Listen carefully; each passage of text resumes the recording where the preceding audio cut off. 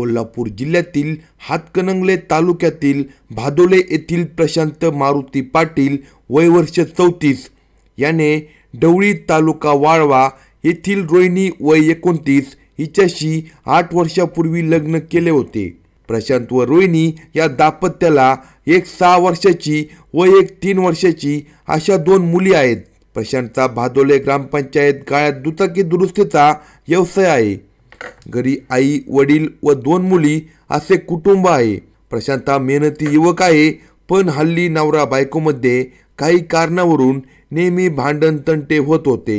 या दोघांमधील भांडणे काही फार वेळ टिकत नव्हती, कारण दोघांनाही संसाराची काळजी होती। त्यामुळे रोहिणी प्रशांतला व प्रशांत रोहिणीला आधार देत असायचा। त्यामुळे वाद होत असले तरी त्यांचा संसार सुखात समाधानाने सुरू होता।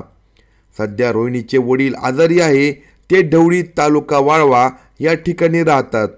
त्यांची देखभाल करणारे कुणी नाही, म्हणून गेले 8 दिवस रोहिणी सकाळी माहेरी जात असायची आणि संध्याकाळी घरी परत यायची।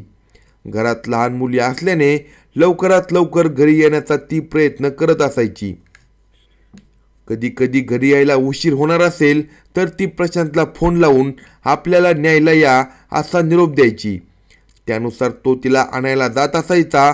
असे सगळे काही समजुतीने सुरू होते, पण या सगळ्या शांततेमागे काहीतरी खतखतत आहे याची जाणीव मात्र कोणाला नव्हती। सोमवार दिनांक 21 सप्टेंबर 2025 रोजी प्रशांत याला रोहिणीने फोन केला की तुम्ही मला नेण्यासाठी या। त्यानुसार प्रशांत सांगली जिल्ह्यातील वाळवा तालुक्यात असणाऱ्या ढवळी गावात गेला। तिथे सासऱ्यांच्या आजारपणाची त्याने चौकशी केली। थोड्या वेळाने तो आणि रोहिणी असे दोघेही दुचाकीवरून बाहेर पडले। ते घरीच येणार असल्याने तसे ढवळी गावातून उशिराच बाहेर पडले होते। भादोले येथे येत असताना त्यांच्यात बोलणे होत होते।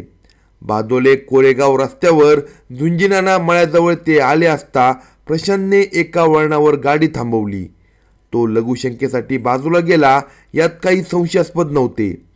तो लघुशंकेसाठी आड बाजूला गेल्याने ती रस्त्याच्या कडेला वाहनाजवळ उभी होती, पण तिला माहीतच नव्हते की लघुशंकेसाठी गेलेल्या नवऱ्याच्या मनात काय चालले आहे, त्याने कशाची तयारी केली आहे। रोहिणी बेसावध होती। ती उभी असतानाच प्रशांत अचानक तिच्या समोर उभा राहिला आणि क्षणार्धात त्याने तिच्या डोळ्यात चटणी टाकली। अचानक झालेल्या या हल्ल्याने तिला काही सुचले नाही। हे काय करताय असे म्हणत ती ओरडत डोळे चोळू लागली। ही संधी साधत त्याने गाडीला लावलेल्या पिशवीतून हातोडा बाहेर काढला। त्या हातोड्याने त्याने रोहिणीच्या डोक्यात सपकन घाव घातला। डोक्यात घाव बसताच तिने जोरात किंकाळी फोडली। तिला समोरचे काही दिसत नव्हते, तिला काही सुचत नव्हते। याचा फायदा घेत प्रशांत तिच्यावर एका पाठोपाठ एक घाव घालू लागला। काही दिसत नसले तरी ती जीव वाचवण्यासाठी सैरावैरा धावू लागली। तो घाव घालत होता तर ती पळून जाण्याचा प्रयत्न करत होती। मग मात्र तो जास्त चवताळला।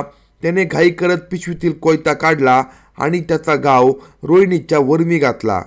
त्या सरशी रोहिणी गतप्राण होऊन खाली पडली। रक्तबंबाळ झालेली रोहिणी गतप्राण झाली होती। तिने शेवटचा श्वास घेतला होता। आपले काम फत्ते झाल्यावर त्याने मोटारसायकलवरून आपले घर गाठले। घरात त्याचे वडील होते। त्यांना तो म्हणाला, बघा माझे रक्ताने माखलेले कपडे आणि मळलेले कपडे। आज मी रोहिणीचा खून करून आलो आहे। मुलांना सांभाळा, आता मी 6 महिने येत नाही। असे म्हणून प्रशांत कुठेतरी निघून गेला। आपल्या मुलाने खरोखरच सुनेला मारले का हे पाहण्यासाठी ते ढवळी गावाच्या दिशेने निघाले। वाटेतच म्हणजे झुंजीनाना मळ्याजवळ रोहिणी रक्ताच्या थारोळ्यात पडलेली दिसली। समोरचे दृश्य पाहून त्यांचा विश्वास बसेना।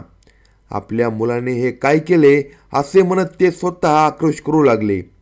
नंतर स्वतःला सावरत त्यांनी पेठ वडगाव पोलीस स्टेशन गाठले आणि खुनाची माहिती दिली। पोलिसांनी घटनास्थळी भेट देत पंचनाम्याचे सोपस्कार पार पडून मृतदेह पोस्टमॉर्टमसाठी पाठवला।